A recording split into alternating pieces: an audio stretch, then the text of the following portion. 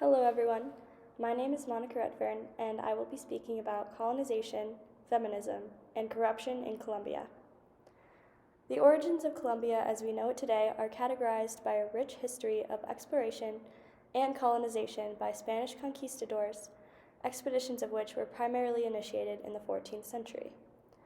Colombia, known officially as the Republic of Colombia, is a coastal country in the northwest region of South America. It is renowned for its vast biodiversity, thus began as a highly sought-after land in terms of settlement conditions. It was an especially desirable territory in the eyes of Spanish conquistadors in the 16th century. In 1499, the territory of what is known as modern-day Colombia was discovered by Alonso de Ojeda, an explorer, governor, and conquistador. By 1525, the Spanish began the process of Colombia's colonization, which then integrated the territory into a colony of the Spanish Empire. From de Ojeda's discovery and terrace presence in Colombia initiated the myth of El Dorado, which posited that there existed a magical city where everything was made of gold. This myth inspired the development by the Spanish of the surrounding region, though many of the primary settlements in the beginning of the 16th century were not long-standing. In the same year as Colombia's journey to colonization, 1525, Rodrigo de Bastidas founded the first official settlement in that region, Santa Marta. In 1533, Colombia's primary center of trade and commerce, Cartagena, was founded by Pedro de Heredia, who was a conquistador and explorer in the northern coastal area of the country. In the years following, Spanish control from the coastal regions was extended inland. At this point, all three expeditions crossed paths, initiating a battle for control of the new founded territory. Until the 18th century, Colombia continued with this political status of viceroyalty, encompassing the present-day territories of Colombia, Panama, Ecuador, and Venezuela. The concept of viceroyalty refers to the Spanish territories or lands which were ruled by a leader exercising authority in a colony as a second-in-command or stand-in for the Spanish king. In order to maintain their newly acquired power, the Spanish colonizers implemented a variety of systems based upon the encomienda, a concept which is defined as an entrusting. Specifically, the population of indigenous people were forced by their new Spanish colonizers to work, though the Spanish owners were required to provide satisfactory care for the workers. Within this new system, religion was an important tool in assuring indelible power, as many prominent religious figures were sent to the Americas to convert the indigenous people to Catholicism.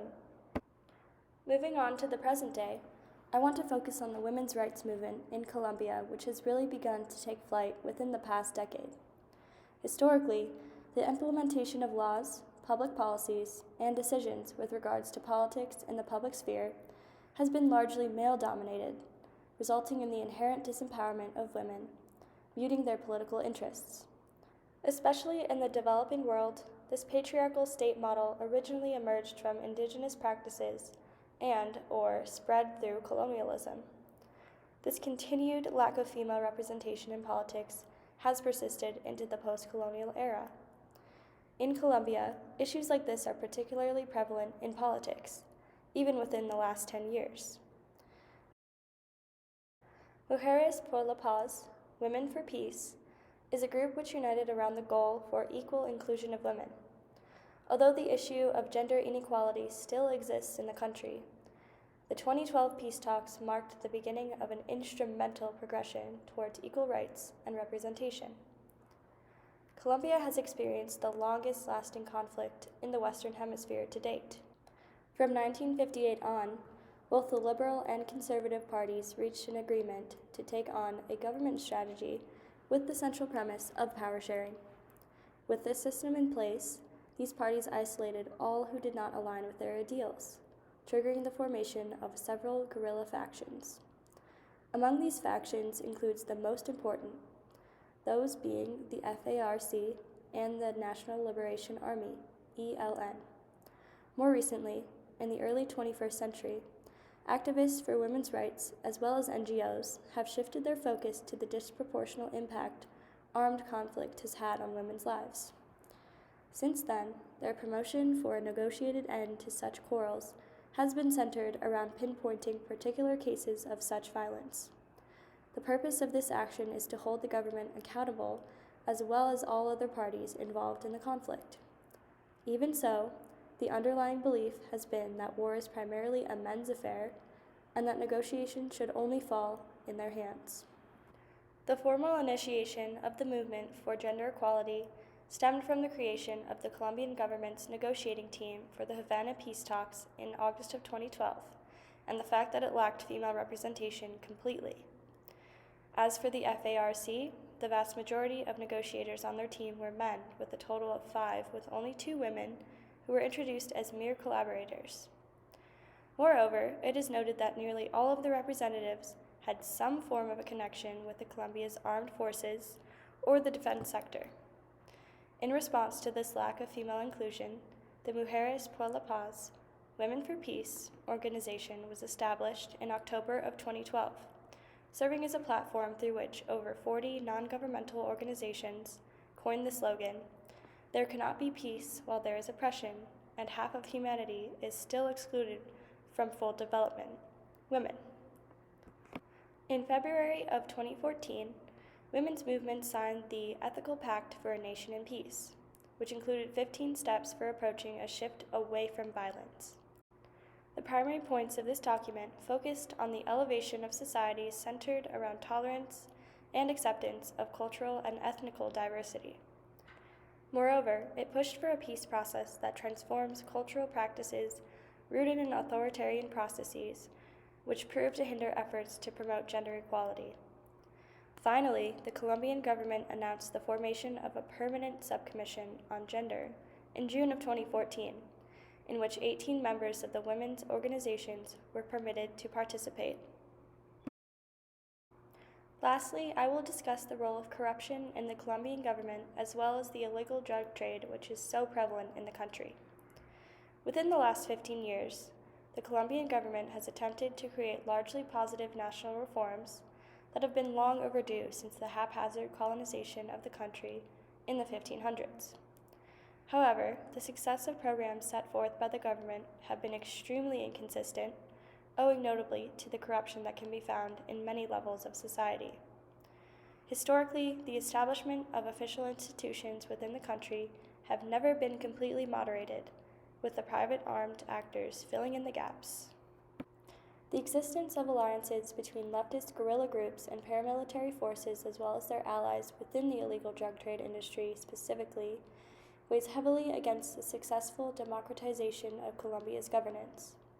Namely, such guerrilla groups include the Revolutionary Armed Forces of Colombia, FARC, and the National Liberation Army, ELN, which seek to fight against Colombian authorities and infringe on international humanitarian law. In order to strengthen the state's institutions and create a more peaceful and productive nation, the long-term interests of all of its citizens, as well as the government, must be regarded. Coupled with support from the United States, the focus must be on destroying corruption found in the public sector, stemming from the alliances between drug traders and their correspondents. Ranked 94th out of 175 countries in terms of corruption, 80% of the country's citizens realize the grand corruption of their own government. Grand corruption is treated as an international crime in that it involves the encouragement of politicians and elites. Moreover, grand corruption refers to the abuse of power by high-level individuals which benefits only certain groups of people, while many others are negatively impacted, thus resulting in serious harm to individuals as well as society as a whole. Drug trafficking in Colombia creates the largest market for this corruption to spawn. The success of this market can be blamed on the state of the country in its early colonial times. The colonization of the country occurred somewhat haphazardly, meaning that more inaccessible and isolated areas of the country's territory were settled by random individuals or groups. Therefore, these areas felt a minimal presence of the regulatory institutions of the state once developed, as well as the rest of society and a national economy. This created a vacuum for which anyone with any kind of power could easily take over, such as local elite landowners, guerrillas, and drug traffickers. The Colombian drug industry is a well-known product of these original opportunity seekers. In the face of a poorly organized state and with everlasting demand, drug traffickers easily became the intricate, powerful drug cartels seen in recent times, such as drug cartels like that of Pablo Escobar in the 1980s. These cartels functioned similarly to a state by using resources for social projects, to create order, expand power, and fight wars.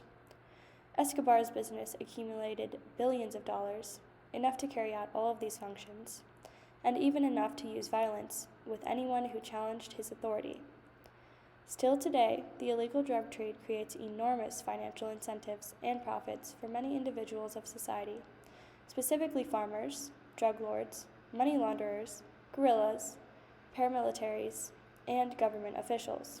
The economy is so bolstered by this trade that Colombians earn more from the drug trade than any other nationality in the Western Hemisphere besides the black market in the United States.